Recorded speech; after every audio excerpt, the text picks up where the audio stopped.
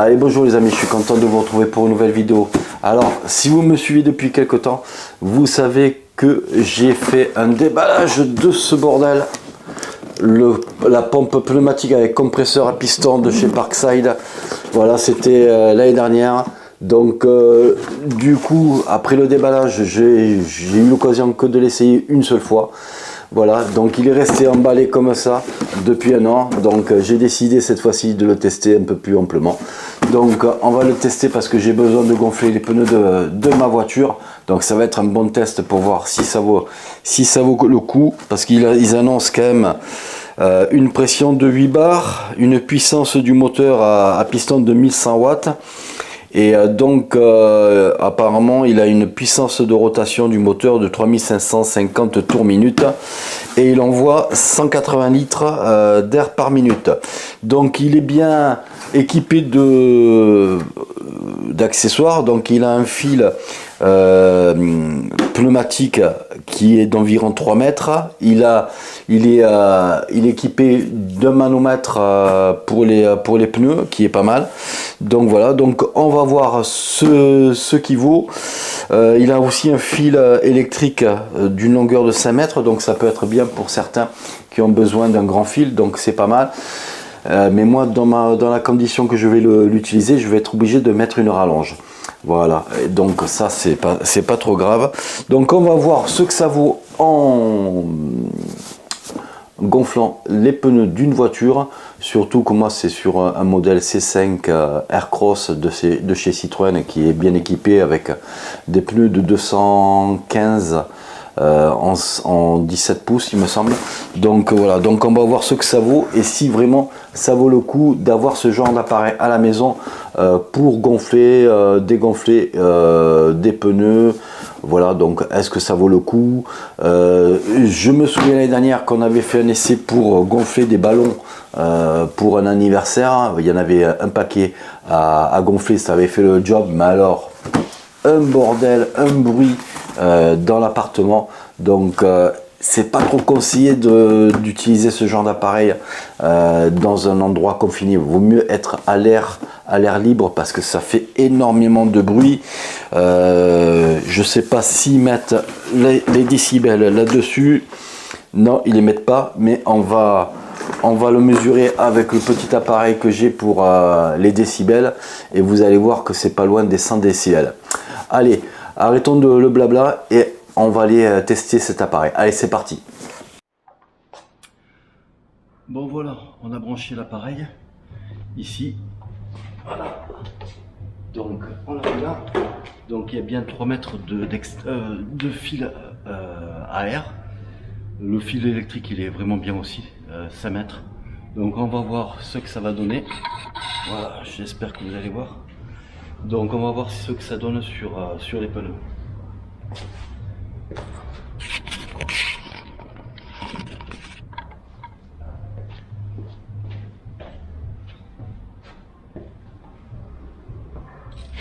Allez, c'est parti, on le branche.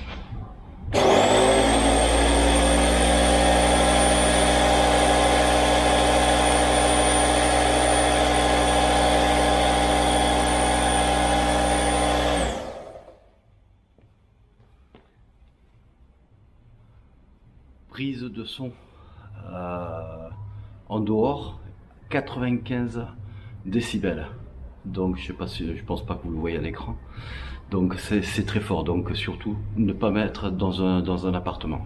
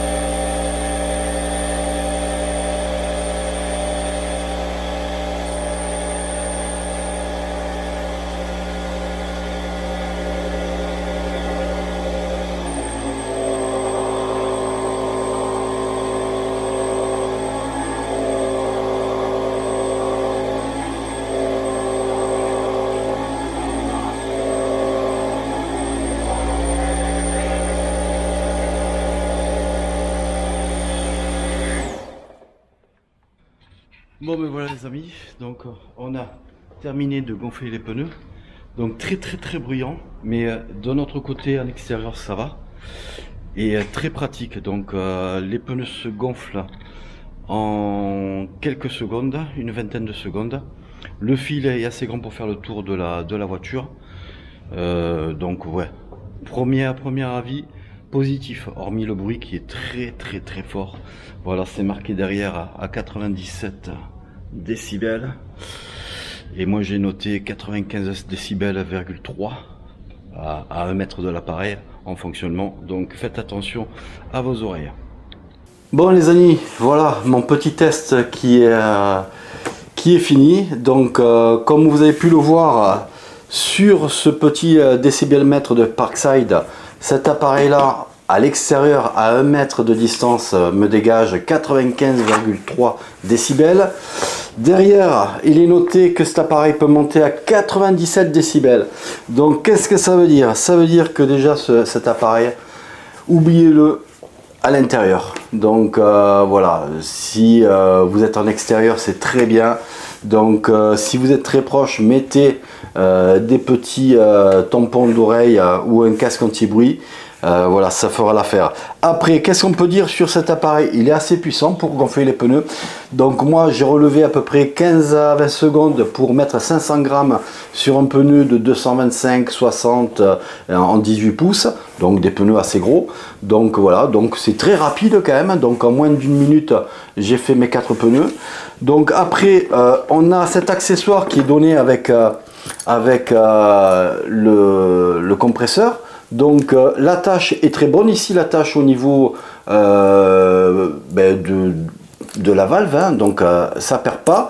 Vous avez la manette ici, même si ça peut paraître un petit peu brinque-ballon, c'est quand même assez costaud, donc ça fait son effet. Et puis vous avez le petit bouton ici qui est fait pour enlever un peu d'air si c'est trop mis. Donc le manomètre est très régulier en montée et puis très précis à ce que j'ai vu. Donc ça c'est pas mal. Il n'y a pas de fuite au niveau une fois qu'on met l'embranchement air. Ici au niveau du tube d'air, on a 3 mètres de tube. Donc, oui, 3 mètres de tube, oui c'est ça. Donc en fait, combiné avec les 5 mètres de fil électrique qu'on a, on arrive à le placer n'importe où autour de la voiture. Donc très pratique pour la voiture. Après, il est équipé de quelques accessoires. Voilà. Donc vous avez ici une trappe à accessoires et vous avez différents accessoires pour gonfler dans certaines situations, que ce soit des ballons, que ce soit des ballons baudruche, des ballons de sport. Donc vous pouvez, avec tous ces accessoires, vous pouvez gonfler tout type de choses. Mais vous m'enlèverez pas de la tête que cet appareil quand même est exclusivement pensé pour gonfler des pneus de voiture. Alors, juste le petit bémol, c'est le bruit, hein, donc faites attention à ça.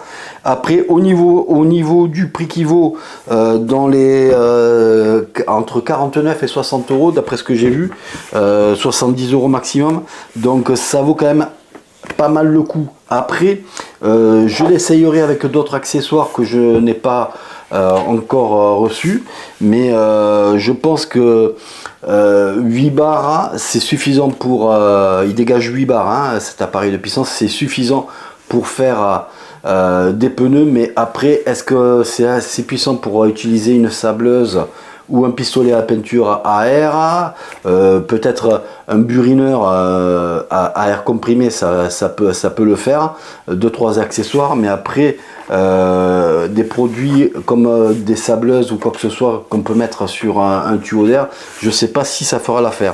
Donc ça sera à voir un petit peu plus dans l'année pour voir si j'arrive à sabler avec ce compresseur. Il faut savoir que il dégage 180 litres par minute, hein.